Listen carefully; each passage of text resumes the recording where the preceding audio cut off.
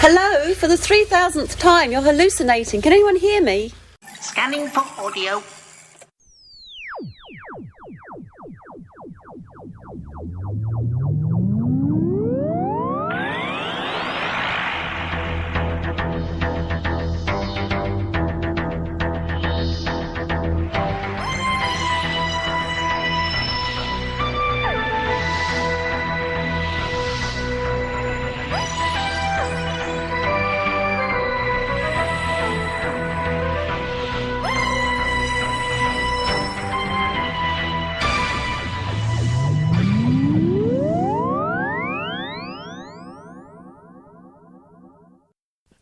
Welcome to another Tin Dog podcast. I fear, like last week's episode, it won't be as long as a normal Tin Dog podcast, because to be honest, I don't have an enormous amount to say about it. It's suffering from that middle of the season fatigue that we often get, and also, if you remember your old Star Trek episodes, this could be described as a bottle episode, in a certain extent, although it is more like one of those old holodeck episodes. Here's the trailer.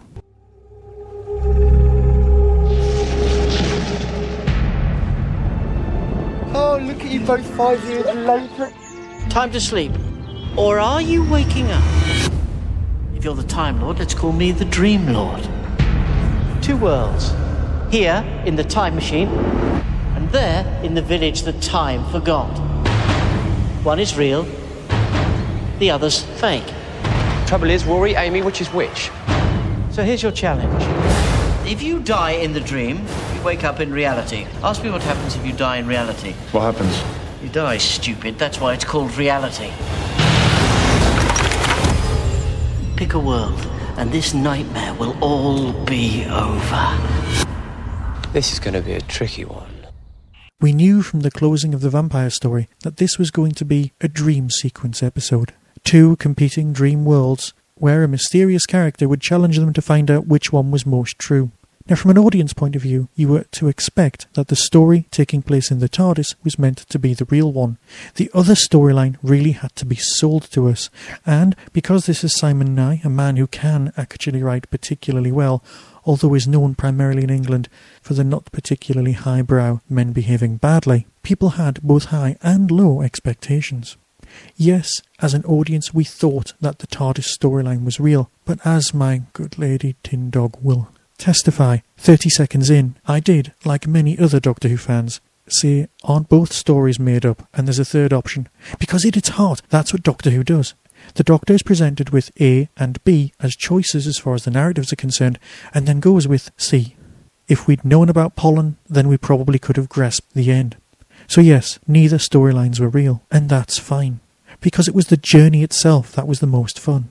It's not a bad episode by any stretch of the imagination. This season has been very, very strong.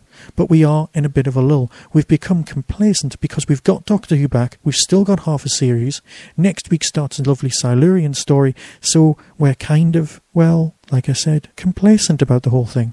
Yeah, Doctor Who's on, we're relaxed, we're fine, we're not running out of episodes just yet, it doesn't really matter, let's judge it harshly. Well, let's not. That the villain of this episode is the Doctor himself.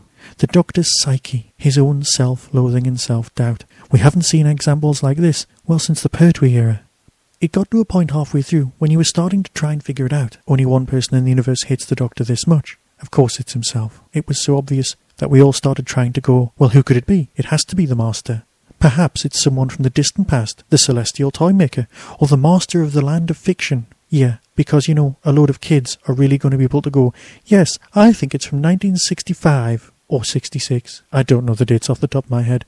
And that's something, after writing so many astrologies, I really should be ashamed of.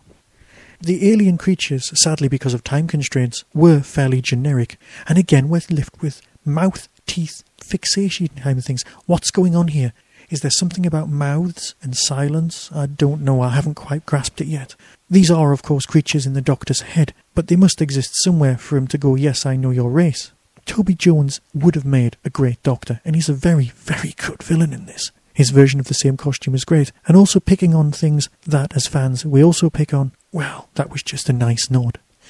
Again, as predicted last time, Rory's importance in this story was so much more central than it could have been if he wasn't in Vampires in Venice.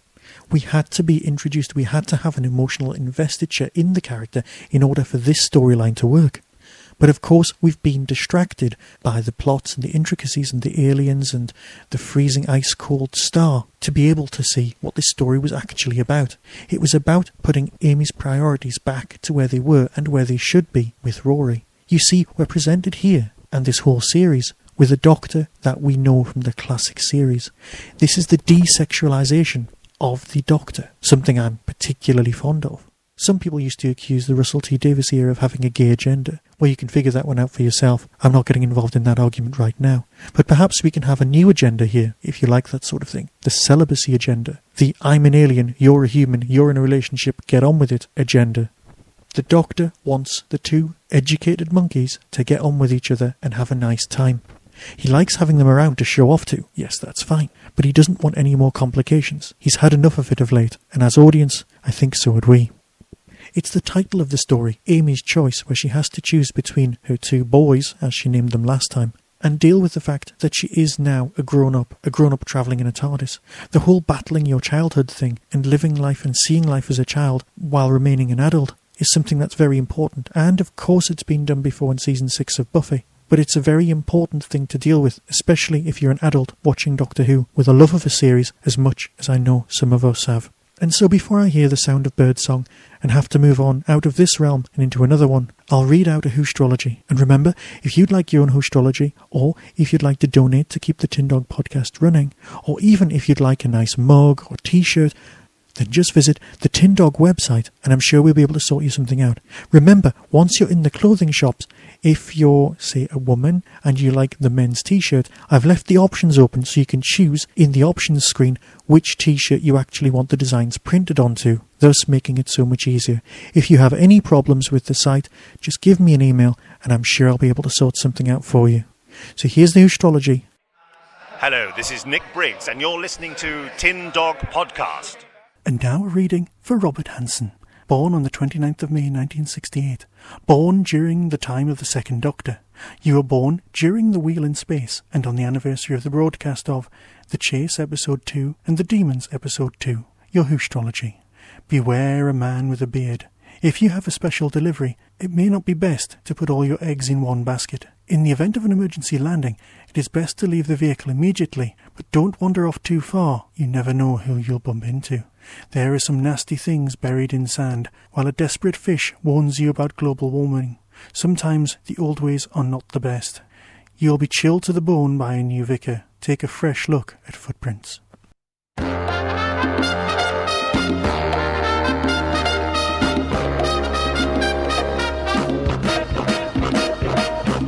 Are you troubled by Daleks in the middle of the night? Do you experience feelings of dread behind your sofa? Have you or any of your family seen an Ood, Silurian or Cyberman? If the answer is yes, then don't wait another minute. Call the professionals. The Pharos Project!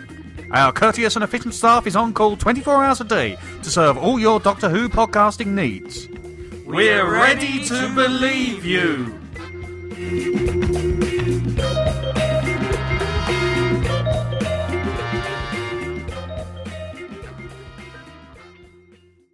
And so with that, looking forward to next time's discussion of Chicks Dig Time Lords, then the discussion on the much looked forward to Silurian story. Ground feels strange. The graves round you eat people. You stopped the drill, right? Yes. Why can I still hear drilling? Doctor, what was that? Is it monsters coming? Under the circumstances, I'd suggest... Run!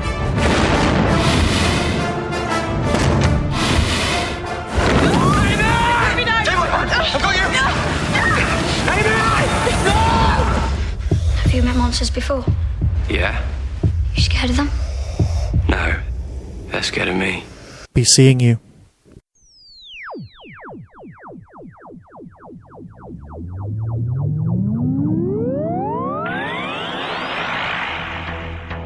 You have been listening to the Tin Dog Podcast. Doctor Who and its associated shows are all trademark of the BBC. No infringement is intended. Contact us at tin-dog@hotmail.co.uk.